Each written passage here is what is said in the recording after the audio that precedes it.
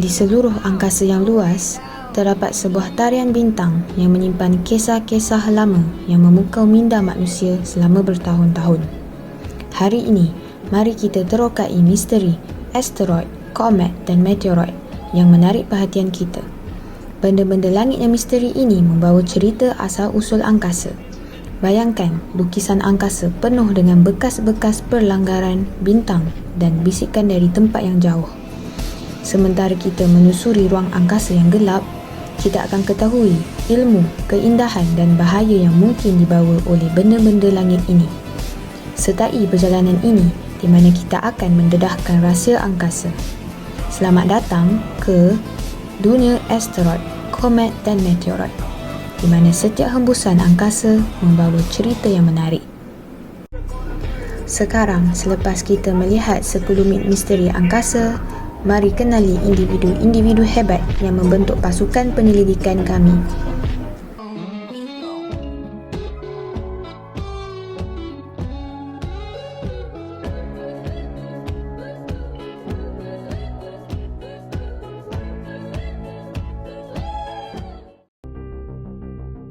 Assalamualaikum warahmatullahi wabarakatuh. Nama saya Nurul Lailatul Huda binti Hanafi ingin membentangkan tajuk komit.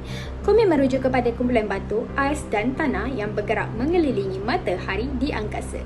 Kadang-kala komit ini ditarik oleh graviti dan jatuh ke bumi, bulan atau planet-planet yang lain. Komit memiliki orbit atau lintasan yang berbentuk elips, lebih lonjong dan pantang daripada orbit planet. Namun disebabkan oleh asalnya komit dari luar sistem suria dan kecenderungannya tertarik kepada planet-planet besar, orbit komit sentiasa berubah.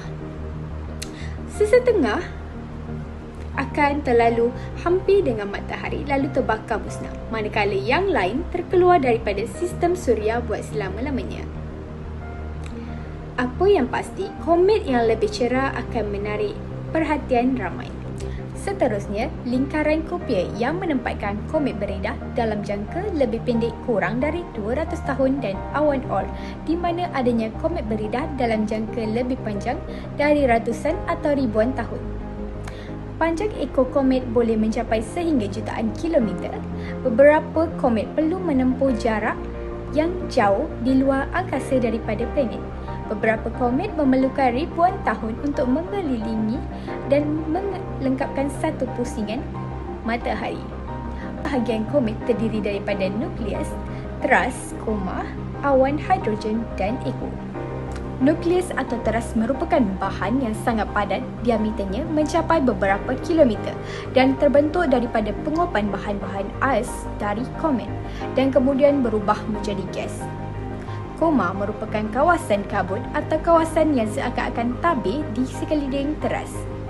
Lapisan hidrogen iaitu lapisan yang menyelubungi koma, malah ianya tidak dapat dilihat oleh mata manusia. Diameternya adalah sekitar 20 juta kilometer.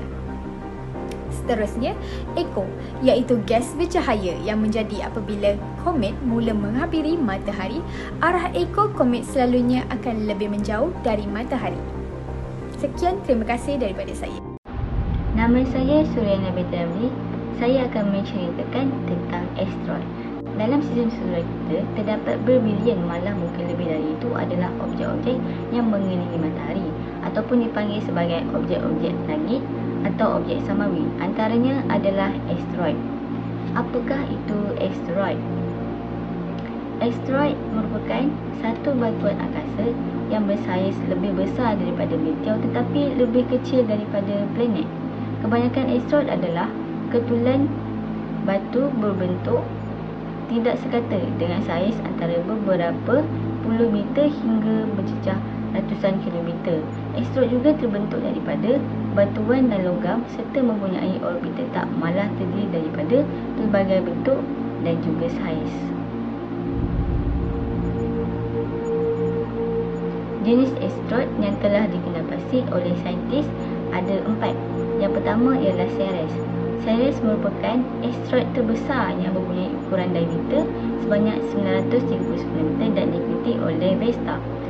Asteroid Vesta berukuran 520 km dan Pallas berukuran 512 km dan juga Hejia berukuran 434 km. gerakan asteroid. Asteroid bergerak dengan kelajuan 25 km per saat untuk mengelilingi orbit bumi di lingkaran asteroid. Kebanyakan asteroid terletak pada lingkaran asteroid antara planet Mars dan juga Mustari. Asteroid kadang-kala berlanggar antara satu sama lain hingga mengakibatkan kemik atau pecah dan menjadi kepingan yang lebih kecil. Asteroid yang lebih besar dan terletak dekat dengan orbit bumi ataupun disebut sebagai NEA, Near East Asteroid, akan berpotensi mempunyai kesan yang ketara dan drastik bagi bumi dengan berlakunya pelanggaran pada bumi. Ianya berlaku disebabkan keadaan orbitnya yang bersilang dengan orbit bumi. Jika berlaku pelanggaran, maka memberi kesan yang buruk terhadap kehidupan di planet bumi. Tetapi ia agak sukar untuk terjadi disebabkan oleh graviti yang menolak asteroid untuk kekal di dalam lingkaran orbitnya dan tidak akan berlaku pelanggaran. Fakta menarik. Giuseppe Piazzi ialah orang pertama yang menjumpai asteroid pada tahun 1801 dengan penemuan objek kecil di antara Mars dan juga Mustari, iaitu adalah asteroid Ceres. Sekian saja daripada saya. Terima kasih.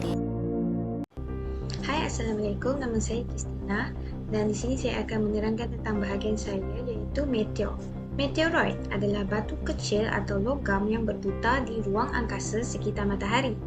Sebuah meteoroid jauh lebih kecil daripada asteroid, dari sekecil bijirin atau zarah sehingga ukuran batu besar. Dalam konteks istilah-istilah ini, anda mungkin akan berfikiran bahawa perkataan meteor adalah yang paling umum, tetapi sebenarnya tidak. Kita mulai dengan perkataan meteoroid kerana daripada meteoroid terhasilnya meteor dan meteorit. Meteoroid, meteor dan meteorit sebenarnya adalah merujuk pada batuan angkasa yang sama, cuma pada peringkat yang berbeza.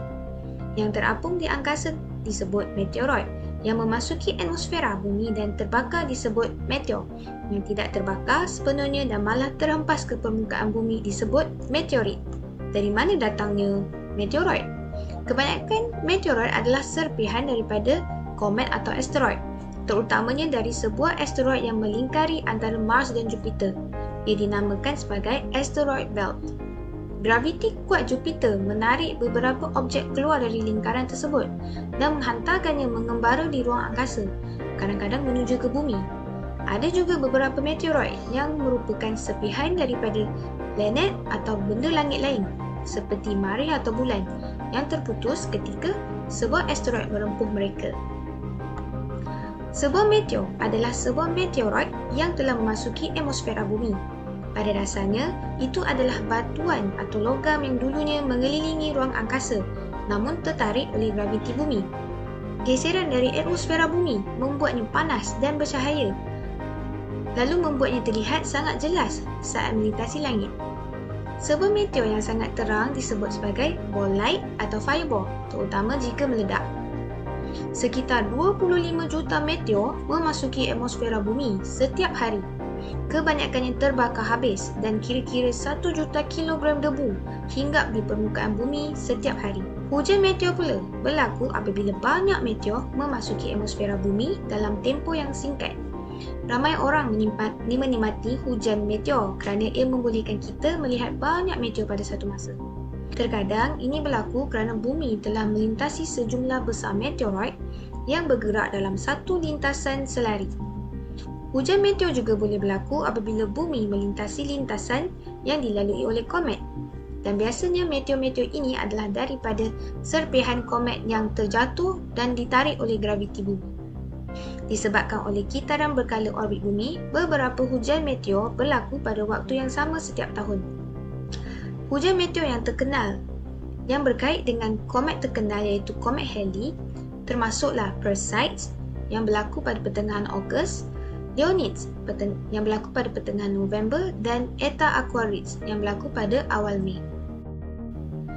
Meteorit pula adalah sebuah batu atau logam yang berjaya sampai ke permukaan bumi dari ruang angkasa. Dengan kata lain, sebuah meteorit adalah meteoroid yang memasuki atmosfera bumi tetapi tidak terbakar sepenuhnya, lalu terhempas ke permukaan bumi. Meteorit cenderung lebih besar daripada meteor. Ini membuatkan meteorit memerlukan lebih banyak masa untuk terbakar sepenuhnya berbanding dengan meteor. Sebuah meteorit mungkin terlihat seperti bola api saat jatuh ke bumi, tetapi akhirnya mendingin dengan sendirinya. Kejatuhan meteorit jelas memberi kesan kepada bumi, namun tidaklah sehingga tahap menghancurkan bumi dan seisinya. Kejatuhan meteorit meninggalkan lubang besar di permukaan bumi yang disebut kawah meteorit. Kawah Chicxulub yang besar di Mexico diyakini berasal dari tumbukan meteorit yang menyebabkan keputusan dinosaur. Kawah meteorit yang terbesar di bumi pula adalah kawah Vredefort di Afrika Selatan yang berukuran 185 batu. Dengan ringkasnya, asteroid, komet, meteorit adalah objek langit yang memainkan peranan berbeza dalam sistem solar kita. Asteroid terutamanya terdiri daripada bahan batuan dan logam mengorbit matahari dengan potensi untuk berlanggaran dengan planet. Sebaliknya, komet terdiri daripada ais, debu dan sebahagian organik yang sering mengikuti orbit yang membawa mereka hampir kepada matahari, menghasilkan ekor terang apabila bahan-bahan tersebut teruap. Meteorit pula merupakan pecahan yang lebih kecil daripada asteroid atau komet. Dan apabila memasuki atmosfera bumi, mereka menjadi meteor yang biasa dikenali sebagai bintang jatuh.